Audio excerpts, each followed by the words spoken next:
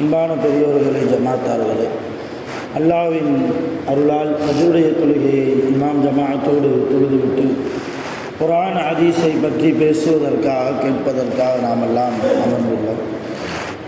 அல்லாஹ் ஜல்ல ஷானஹு வ தஆலா நம்முடைய எல்லா இபாதத்துகளையும் பரிபூர்ணமாக ஏற்றுக்கொள்வானாக. ஆமீன். அல்லாஹ்வுடைய ரஹ்மத்தும் மக்ஃபிரத்தும் நம் அனைவர்கள் மீதும் முழுமையாக வந்து சேரட்டுமாக. ஆமீன். சங்கையான பெருமக்களே, நபிகள் நாயகம் ஸல்லல்லாஹு அலைஹி வஸல்லம் அவர்கள் எச்சரிக்கை செய்த மிக முக்கியமான ஒரு விஷயத்தை குறித்து நேற்றைய தினம் நாம் தொடங்கினோம், பேசினோம். ஒரு மனிதர் இன்னொரு மனிதரை பற்றி புறம் பேசுவது, அவதூறு சொல்வது, கோல் மூட்டி விடுவது, இதுவெல்லாம் அல்லாஹ்வுக்கு பிடிக்காத ஒரு செயல்.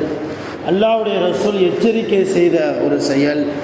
குர்ஆன் பகிரங்கமாக நீங்கள் புறம் பேசினால் இறந்து போன ஒரு ஜனாசாவினுடைய மாமிசத்தை எடுத்து சாப்பிடுவதற்கு சமம் என்று கூறுகிற அளவுக்கு ரொம்ப பயங்கரமான ஒரு காரியம்தான் அடுத்த மனிதரை பற்றி புறம் பேசுவது என்பது.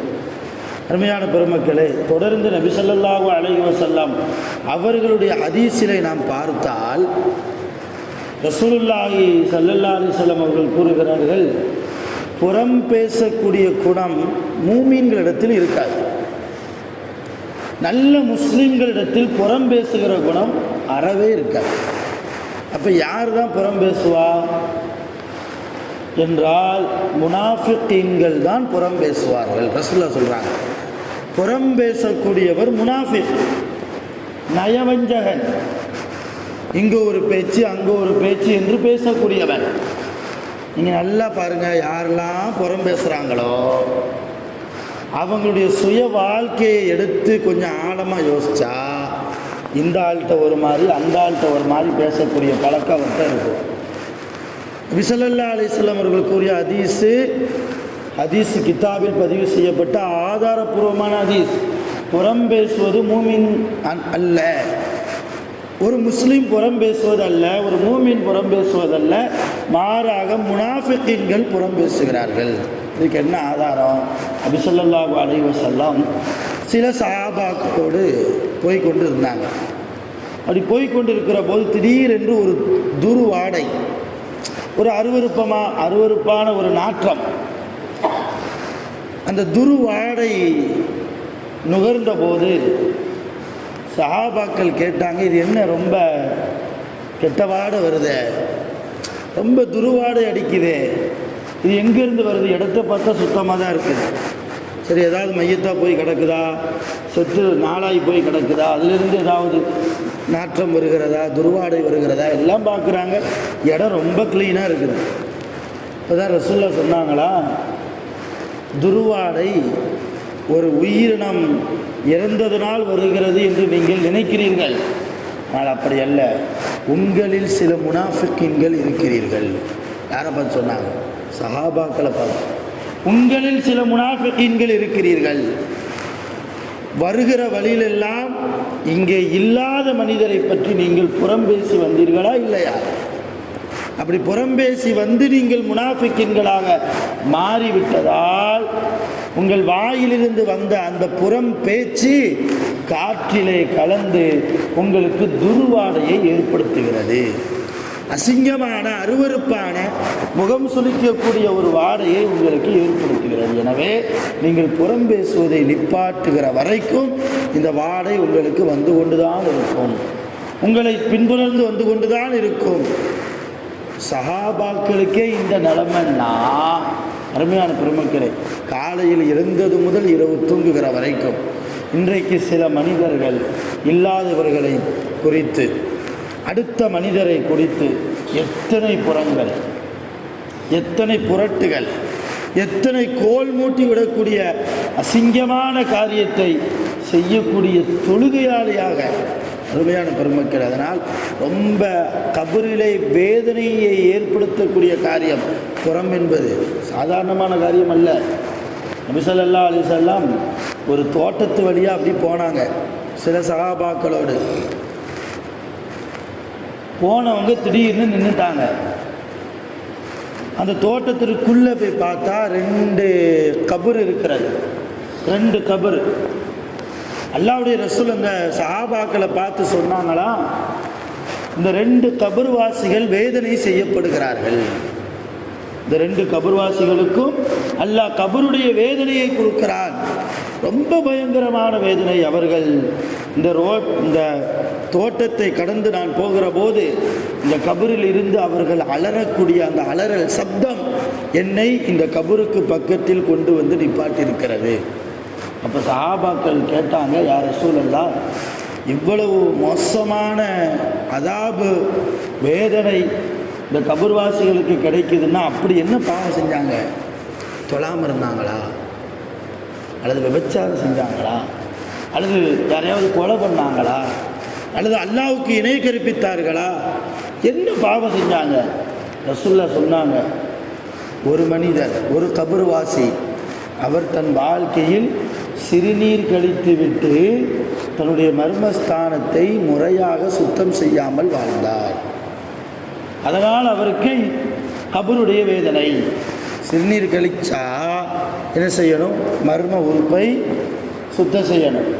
எப்படி சுத்தம் செய்யணும்? எல்லாமே நம்முடைய மார்க்கத்தில் இருக்குது. இன்றைக்கி அது தெரியாது.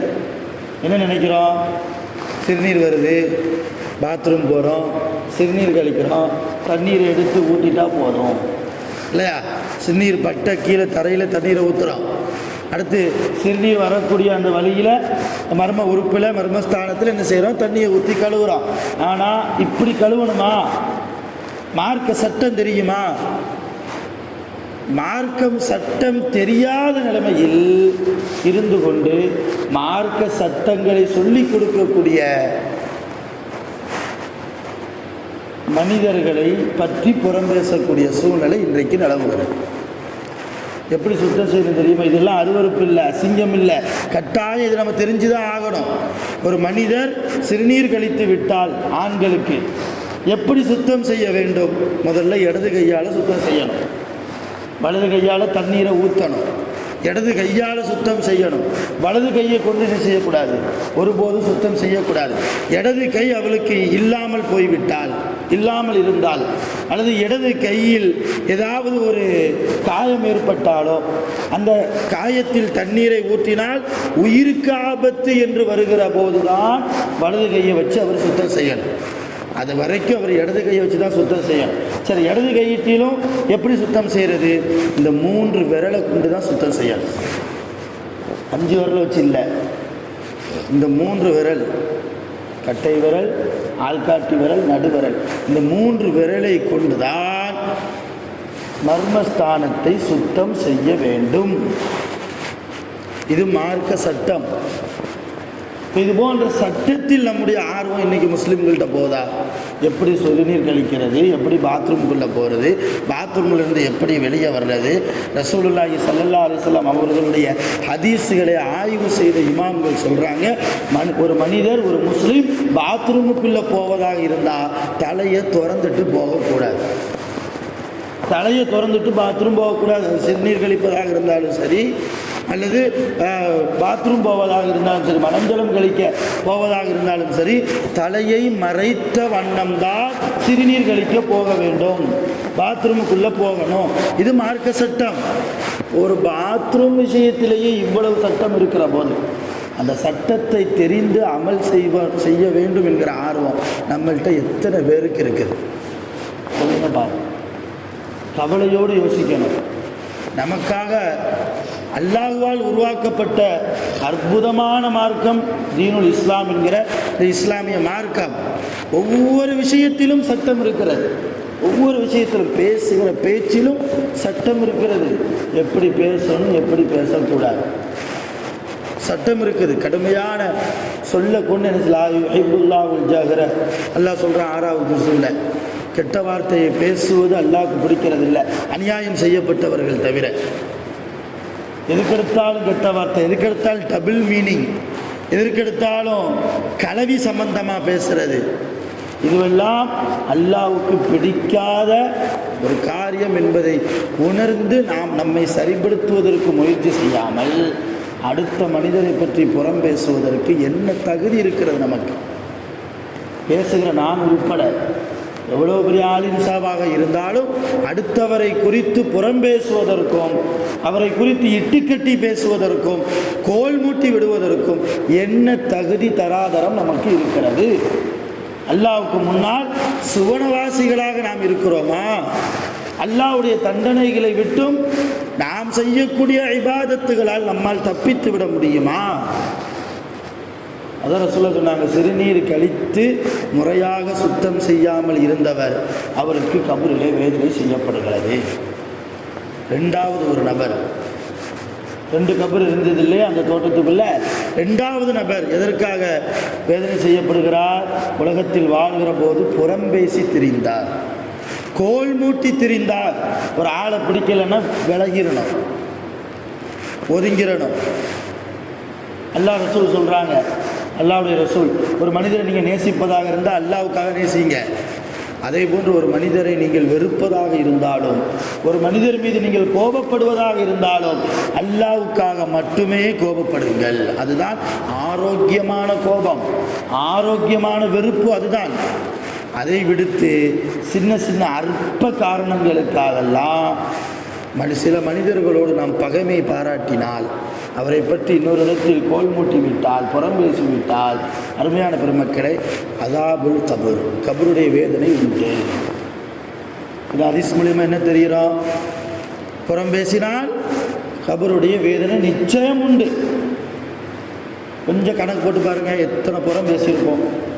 புறம் பேசாத மனிதர் நான் என்று என்னால் சொல்ல முடியுமா? பேசுகிற என்னால் கூட ஊர்ஜிதமாக சொல்ல முடியாது. அவ்வளவு பலகீனமான படைப்பாக இருக்கக்கூடிய நம்மை நாம் இந்த புறம் விஷயத்தில் பாதுகாக்கணும். மார்க்கம் பாவம் செஞ்ச ஒரு மனிதருடைய குறையை பற்றியே வெளியே சொல்லாதங்குது நம்முடைய மார்க்கம். ஒரு ஆள் பாவிதான், குற்றம் செய்திருக்கிறார், அல்லாஹ் தடுத்த காரியத்தை செஞ்சார், அவருடைய அந்த குறையை எடுத்துட்டு போய் இல்லாத நபரிடத்தில் என்ன செய்யக்கூடாது? அடுத்த 3வது மனுஷன்ட்ட சொல்லாதீங்கிறது மார்க்கம். ஒரு சஹாபாக்கள் நிறைந்த அந்த கூட்டத்தில் ரசூலுல்லாஹ் உட்கார்ந்துருக்கிறாங்க, பயான் செஞ்சுக்கிட்டு இருக்கிறாங்க. ஒரு அம்மா நேரம் வந்தாங்க, கையில் குழந்தைய வச்சுட்டு வந்தாங்க. வந்த அந்த பெண்மணி ரசூலுல்லாஹ்க்கு சலாம் சொல்லிட்டு அமைதியாக நின்னாங்க, எதுவுமே பேசலை. அப்போ ரசூலுல்லாஹ் விளங்கிக்கிட்டாங்க, இந்த அம்மாவுக்கு ஏதோ பிரச்சனை இருக்குது, விளங்கிக்கிட்டாங்க. அப்போ கேட்டாங்க, இந்த குழந்தையினுடைய அத்தா யாருன்னு கேட்டாங்க. இந்த குழந்தையினுடைய அத்தா யார்? அந்த அம்மா எதுவுமே பேசலை, அப்பவும் அமைதியாக இருந்தாங்க. 2வது முறையும் ரசூலுல்லாஹ் கேட்டாங்க, அம்மா உங்கள்கிட்ட தான் கேட்குறேன், அந்த குழந்தையுடைய அத்தா யாருன்னு கேட்டாங்க. அப்பவும் அமைதியாக தான் அந்த அம்மா இருந்தாங்க, எதுவுமே பேசலை. ஆனால் அந்த கூட்டத்தில் இருந்த ஒரு சஹாபி கையை தூக்குனார். அவர் எந்திரிச்சார், யார் ரசூலல்லாஹ், ஆனால் நான் தான் அந்த குழந்தையினுடைய அத்தா. இதில் என்ன பிரச்சனைன்னா, அந்த சஹாபிக்கும் இந்த அம்மாவுக்கும் நிக்காகவே ஆகலை, திருமணமே ஆகலை, புருஷன் பொண்டாட்டி கிடையாது. அவர் என்றைக்கோ ஒரு நேரத்தில் இந்த அம்மாவோடு விபச்சாரம் செய்திருக்கிறார். அதனுடைய விளைவாக குழந்தை பிறந்திருக்கிறது. இந்த அம்மா அந்த குழந்தையை தூக்கிட்டு தண்டனையை வாங்கி பெறுவதற்காக வந்தாங்க. நான் விபச்சாரம் செஞ்சுட்டேன், எனக்கு தண்டனை கொடுங்க. இந்த குழந்தையினுடைய அத்தா இந்த சபையில் இருக்கிற இந்த சகாபி தான், அவருக்கும் தண்டனை கொடுங்க. அதை கேட்க தான் அந்த அம்மா வந்தாங்க. அதனால் வாய் வரமாட்டுக்கு, வெட்கம் கூச்சத்தினால் கூனி குறுகி போய் நின்னாங்க. அப்போ அந்த சகாபி எந்திரிச்சு சொன்ன உடனே ரசூலுல்லாஹ் எடுத்த எடுப்புலையே நம்பலை. எடுத்த எடுப்புலையே அப்படியா, அப்படி விபச்சாரம் செஞ்சியா, உனக்கு கல்யாணம் ஆயிடுச்சா? ஏற்கனவே கல்யாணம் முடிந்தும் நீ விபச்சாரம் செய்திருந்தால் உன்னை கல்லால் எறிந்து கொள்ள வேண்டும், சட்டத்தை நிறைவேற்றுங்க அப்படின்லாம் சொல்லவே இல்லை. 2வது தடவை 3வது தடவையும் அந்த அம்மாட்ட தான் கேட்டாங்க, அம்மா உன்ட்டு தான் கேட்குறேன், இந்த குழந்தையோட அத்தா யார்? உடனே அந்த சஹாபி 2வது தடவையும் சொன்னார், யார் ரசூலல்லாஹ், நான் தான். அந்த அம்மாட்ட எதுவும் கேட்காதீங்க, அந்த பெண்ணிட்ட எதுவும் கேட்க வேண்டாம், நான் ஒத்துக்கிறேன். அப்பவும் ரசூலுல்லாஹ் தண்டனை நிறைவேற்றலை. அந்த சஹாபியை குறித்து மற்ற சஹாபாக்கள்கிட்ட கேட்டாங்க, இவர் எப்படிப்பட்டவர், உண்மையிலேயே இவர் விபச்சாரம் செய்யக்கூடிய மனிதர் தானா? எல்லா சஹாபாக்களும் சொன்னாங்க, இவர் ரொம்ப அருமையான மனிதர், ரொம்ப நல்ல மனிதர், இவர் இப்படி ஒரு காரியத்தை செய்து விட்டால் என்றால் எங்களால் நம்ப முடியலை யா ரசூலல்லாஹ். கடைசியில் அவர் ஏற்கனவே திருமணம் முடித்த சஹாபியாக இருந்ததால் என்ன சட்டத்தை நிறைவேற்றினாங்க? இஸ்லாத்தின் சட்டம், கல்லால் எறிந்து கொன்றார்கள். அப்படி கொல்லப்படுகிற போது, அவருக்கு அந்த தண்டனையை நிறைவேற்றுகிற போது ரசூலுல்லாஹ் ஸல்லல்லாஹு அலைஹி வஸல்லம் அவர்களுடைய காது படுகிற அளவுக்கு சில சஹாபாக்கள் பேசினாங்க. என்ன பேசினாங்க? ஹாதா ஹபீசுன், இந்த மனிதர் கேடுகட்ட மனிதர், இந்த மனிதர் அருவருப்பான மனிதர், அல்லாஹ் தடுத்த காரியம் விபச்சாரத்தை செஞ்சுட்டாரே அப்படின்லாம் ஒரு மாதிரி பேசின உடனே ரசூல் என்ன சொன்னாங்க தெரியுமா? என்ன பேசுகிறீங்கன்னு கேட்டாங்க. யாரை பார்த்து என்ன பேசுகிறீங்க? இவருடைய அந்தஸ்து எந்த அளவு தெரியுமா? இவருடைய நறுமணம், இவர் உடம்பிலிருந்து வரக்கூடிய நறுமணம் கஸ்தூரி வாடையை விட அல்லாஹ்விடத்தில் அந்தஸ்தால் உயர்ந்தது என்றார்கள் நபிகள் நாயகம் ஸல்லல்லாஹு அலைஹி வஸல்லம். காரணம், செஞ்ச தப்பை ஒத்துக்கிட்டார், அல்லாஹ்வுடைய ரசூலிடத்தில் தண்டனையும் வாங்கி பெற்றுக்கொள்கிறார்.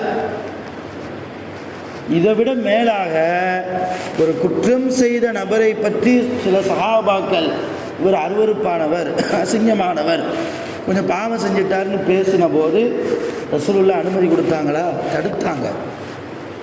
அப்போ ஒரு ஆள் தவறே செய்திருந்தாலும் அவரை பற்றி பேசுவதற்கு நமக்கு தகுதி அல்ல. இன்னும் சொல்லப்போனால் அடுத்தவருடைய குறையை பற்றி பேசுகிறதுக்கோ அல்லது அடுத்தவரை புறம் பேசுவதற்கோ அல்லது அடுத்தவர் விஷயத்தில் மூணாவது மனிதனிடத்தில் கோல் மூட்டி விடுவதற்கோ நாம் உலகத்தில் படைக்கப்படவில்லை. இதற்காக படைக்கப்பட்டிருக்கோம், அல்லாஹ்வை வணங்குவதற்காகத்தான் நாம் உலகத்தில் படைக்கப்பட்டோம். அதனால் தொடர்ந்து பேசுவோம். புறம் என்கிற இந்த அருவருப்பான குணங்களை விட்டும் அல்லாஹு தாலா நம் அனைவர்களையும், நம்முடைய குடும்பத்தார்களையும், நம்முடைய ஜமாத்தார்களையும் அல்லாஹ் பாதுகாத்து அருள் புரிவானாக. நோய் நொடியில்லாத ஆஃபியத்தான ஆரோக்கியமான வாழ்க்கையை ரப்புல் ஆலமீன் நம் அனைவர்களுக்கும் நசீபாக்கி தந்திடுவானாக. நம்முடைய எல்லா பாவங்களையும்